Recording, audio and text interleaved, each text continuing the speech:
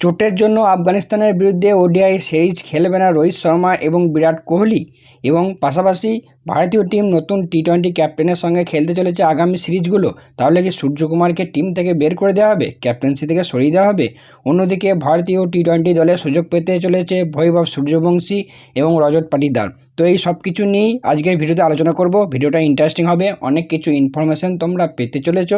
তো অবশ্যই ভিডিওটা তোমরা শেষ পর্যন্ত দেখবে। আর এরকমই ক্রিকেট রিলেটেড যে কোনো নিউজ আপডেট সবার আগে পাওয়ার জন্য আমাদের চ্যানেলটি সাবস্ক্রাইব করে নিও। তার সঙ্গে আমাদের সোশ্যাল মিডিয়ার লিঙ্ক দেওয়া আছে, যেখানে বিভিন্ন শর্টস আমি আপলোড করে থাকি, তো সেখানেও ফলো করতে পারো। সো চলো দেরি না করে ভিডিওটা শুরু করা যাক। তো ভিডিও শুরুতে প্রথমেই কথা বলবো আফগানিস্তানের বিরুদ্ধে ওডিআই সিরিজে রোহিত শর্মা এবং বিরাট কোহলির অ্যাভেলেবিলিটি নিয়ে। তো যেখানে রিপোর্ট অনুযায়ী শোনা যাচ্ছে দুজনই কিন্তু আফগানিস্তানের বিরুদ্ধে ওডিআই সিরিজ মিস করতে পারে তাদের চোটের জন্য। যেখানে রোহিত শর্মা অলরেডি আইপিএলের সময় চোটের জন্য ভুগছিল, সেটা হয়তো সবাই জানো, এবং বেশ কিছু ম্যাচও সে মিস করেছে। তবে এখনও পর্যন্ত সে পুরোপুরি রিকভার করতে পারেনি। তাকে বিসিসিআইয়ের যে সেন্টার অফ এক্সেলেন্স আছে সেখানে ফিটনেস টেস্ট দেওয়ার জন্য বলা হয়েছিল। তো সেইখান থেকে রিপোর্ট আসছে যে রোহিত শর্মা কিন্তু পুরোপুরি সুস্থ নয়। যেখানে রিপোর্ট অনুযায়ী শোনা যাচ্ছে আগামী 8 তারিখ বা 9 তারিখ তার ফাইনাল ফিটনেস টেস্ট নেওয়া হবে, এবং তারপরই ফাইনাল ডিসিশন জানানো হবে রোহিত শর্মা ওডিআই সিরিজ খেলবে কি খেলবে না। তবে শোনা যাচ্ছে নাকি অনেকটাই না খেলার সম্ভাবনা রয়েছে, বা হতে পারে প্রথম একটা ম্যাচ না খেলতেও পারে। এটা গেল রোহিত শর্মার আপডেট। তবে বিরাট কোহলি যে ওডিআই সিরিজ খেলবে না আফগানিস্তানের বিরুদ্ধে, এটা এক প্রকার কনফার্মই ধরে নিতে পারো, বা কনফার্ম হয়ে গেছে ডিউ টু তার হ্যামস্ট্রিং ইনজুরি। আইপিএলে ফাইনালে যারা দেখেছো তারাও জানবে, আইপিএলের মাঝেও ব্যাট করতে করতে ফাইনালে সে তোমার পায়ে বেশ কিছু মোটা ব্যান্ডেজ বা পট্টি যাই বলো লাগিয়েছিল, এবং সে একটু হ্যামস্ট্রিং সমস্যায় ভুগছিল। তো সেই হ্যামস্ট্রিং সমস্যার জন্যই আফগানিস্তানের বিরুদ্ধে ওডিআই সিরিজ অলরেডি মিস করতে চলেছে সে। যেখানে রিপোর্ট অনুযায়ী শোনা যাচ্ছে তাকে 2 সপ্তাহ রেস্ট করতে বলা হয়েছে, এবং সেই দিক থেকে যদি আমরা ধরি তাহলে 2 সপ্তাহ পর যে তৃতীয় ওডিআই রয়েছে সেই তৃতীয় ওডিআই খেলার তার সম্ভাবনা রয়েছে। তবে আমার মনে হয় না যে 3 ম্যাচের সিরিজে যেখানে কোনো প্লেয়ার প্রথম 2টো ম্যাচ খেলতে পারবে না, তাকে ভারতীয় দল বা বিসিসিআই তাকে টিমের মধ্যে রাখবে বলে। কারণ তৃতীয় ম্যাচেও যে সে পুরোপুরি 100% ফিট হবে বা নিজের 100% দিতে পারবে এমনটা নয়।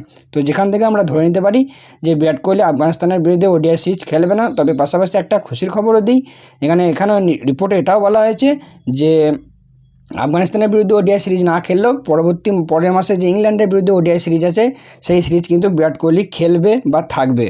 এবং পাশাপাশি বিরাট কোহলির রিপ্লেসমেন্ট নিয়েও কথাবার্তা চলছে, যদি এখনও পর্যন্ত কোনো তোমার যে অফিসিয়াল অ্যানাউন্সমেন্ট সেটা আসেনি। তবে এটা অলমোস্ট কনফার্ম যে বিরাট কোহলির রিপ্লেসমেন্ট হিসেবে ভারতীয় দলে সুযোগ পেতে চলেছে ঋতুরাজ গায়কোয়াড়।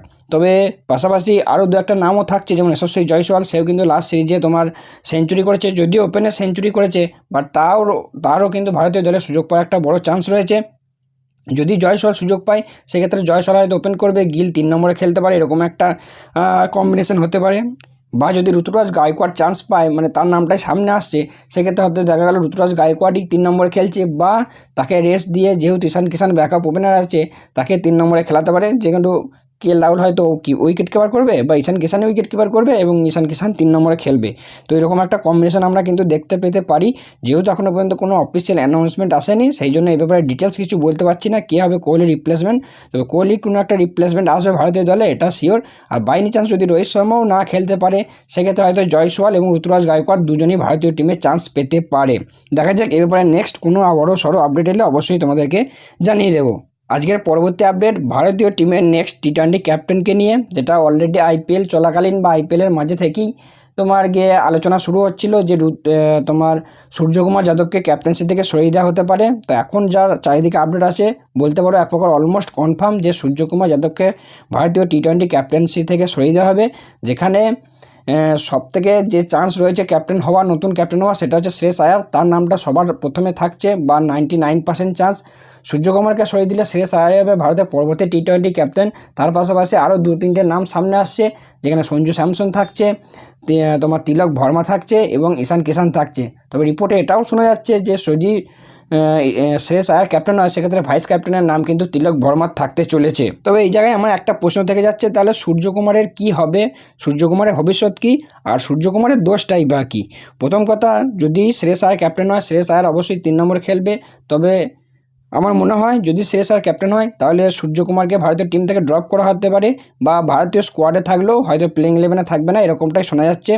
তবে একটা কথা বলে রাখি, সূর্যকুমারের রিসেন্ট পারফরমেন্স খুব একটা ভালো যাচ্ছে না। মোটামুটি 2026 সালটা সে একদমই ভালো খেলতে পারেনি, এটা ঠিকই। তবে ক্যাপ্টেন্সি কিন্তু সূর্যকুমার খুব একটা খারাপ করেনি। এই মাত্র 2-3 মাস আগেই সে কিন্তু টি-20 ওয়ার্ল্ড কাপ জিতিয়ে এসেছে ক্যাপ্টেন হিসেবে। টি-20 ওয়ার্ল্ড কাপ জেতা ক্যাপ্টেন এবং ভারতীয় থার্ড ক্যাপ্টেন বা 3 নম্বর ক্যাপ্টেন যে টি-20 ওয়ার্ল্ড কাপ জিতলো। এছাড়া যদি তার ক্যাপ্টেন্সি রেকর্ড দেখি, ভারতের এসে 50টা টি-20 ম্যাচে ক্যাপ্টেন্সি করেছে, যার মধ্যে 42টা ম্যাচ জিতেছে এবং মাত্র 8টা হেরেছে, যার মধ্যে বললাম একটা ওয়ার্ল্ড কাপ রয়েছে। এবং এই 50টা ম্যাচের মধ্যে তার 9টা বাইলেটারাল সিরিজ রয়েছে, যার মধ্যে 8টা বাইলেটারাল সিরিজ সে জয় করেছে। আর যে একটা সেটা কিন্তু হারেনি, সেটাও ড্র হয়েছে। পাশাপাশি Asia cup champions captain plus টি-20 ওয়ার্ল্ড কাপ উইনার ক্যাপ্টেন। তো এত কিছু রেকর্ড সূর্যকুমারের নামের পাশে রয়েছে। তো সূর্যকুমারকে যদি ক্যাপ্টেন্সি থেকে সরিয়ে দেওয়া হয়, আমার মতে বলে তার সঙ্গে খারাপই হবে।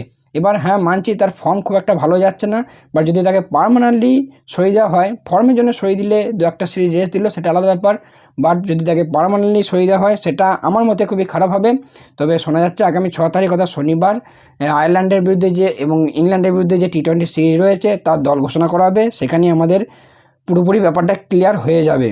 যাই হোক, এবার কথা বলা আগে আমাদের লাস্ট এবং ফাইনাল আপডেট নিয়ে। সেটা হচ্ছে আইপিএল থেকে যে দুজন প্লেয়ারের নাম সবথেকে চর্চিত হচ্ছে, রজত পাটিদার এবং তার সঙ্গে হচ্ছে গিয়ে বৈভব সূর্যবংশী। শোনা যাচ্ছে এরা দুজনে কিন্তু ভারতীয় টিমে সুযোগ পেতে চলেছে, যার মধ্যে সূর্যবংশীর নাম সবথেকে এগিয়ে রয়েছে। একটু আগেও আমি আপডেটে দেখলাম, মানে পাটিদার চান্স পাক না পাক, সূর্যবংশীর চান্স পাওয়ার সম্ভাবনা অনেকটাই বেড়ে গেছে এখনও পর্যন্ত অন্দরমহল থেকে যা খবর। এবং তাকে দলে নেওয়ার দুটো কারণ রয়েছে, যে 2028 অলিম্পিক এবং 2028 টি-20 ওয়ার্ল্ড কাপ রয়েছে, সেই জিনিসটাকে বা সেই দুটো টুর্নামেন্টকে মাথায় রেখেই তাকে ভারতীয় দলে ইনক্লুড করা হতে পারে, এরকমটাই শোনা যাচ্ছে। পাশাপাশি ইন্ডিয়া এর যে ট্রাই সিরিজ রয়েছে আফগানিস্তান এ এবং শ্রীলঙ্কা এর বিরুদ্ধে, সেখানে রজত পাটিদারকে ডাকা হয়েছে এবং রজত পাটিদারকে স্কোয়াডে যোগ করা হয়েছে। তবে ভারতীয় দলে সুযোগ পাবে বা টি-20তে সুযোগ পাবে নাকি জানি না, যদিও এই দুজনের নাম কিন্তু চরমই রয়েছে। দুজনের আইপিএল পারফরমেন্সও খুবই ভালো, সুযোগ পাওয়ার চান্স একটা রয়েছে, বাট এখনও পর্যন্ত কনফার্ম নয়। যেটা বললাম, বৈভব সূর্যবংশী হয়তো বলতে পারো যে ভারতীয় টিমে অলরেডি সুযোগ পেতে চলেছে বা পাবে, বাট এখানেও একটা প্রশ্ন থেকেই যাচ্ছে যে যদি সে সুযোগ পায় তাহলে কার পরিবর্তে ভারতীয় দলে খেলবে। তাকে দলে নিলে যদি ব্যাকআপ হিসেবে নেয় সেটা ঠিক আছে, বাট প্লেইং 11-এ রাখলে কার পরিবর্তে রাখবে? অভিষেক শর্মা, ঈশান কিষান না সঞ্জু স্যামসন? কারণ যাকেই বসাবে তার সঙ্গে কিন্তু খারাপ করা হবে। এই তিনজনের কেউ কিন্তু খুব একটা খারাপ পারফরমেন্স করেনি লাস্ট 2-3টে সিরিজে। তো এটা একটা ইন্টারেস্টিং ব্যাপার হবে, দেখার হবে। তোমাদের কি মনে হয়, বৈভব সূর্যবংশী কি সুযোগ পাবে বা প্লেইং 11-এ থাকবে? অবশ্যই কমেন্ট করে জানিও। বাকি আজকের ভিডিও আর লম্বা করবো না, আজকের ভিডিও এতটাই। যদি ইনফরমেশনগুলো ভালো লেগে থাকে অবশ্যই একটা লাইক করে দিও, বন্ধুদের সাথে শেয়ার করে দিও যাতে তারাও জানতে পারে। সো চলো, দেখা হচ্ছে পরবর্তী ভিডিওতে।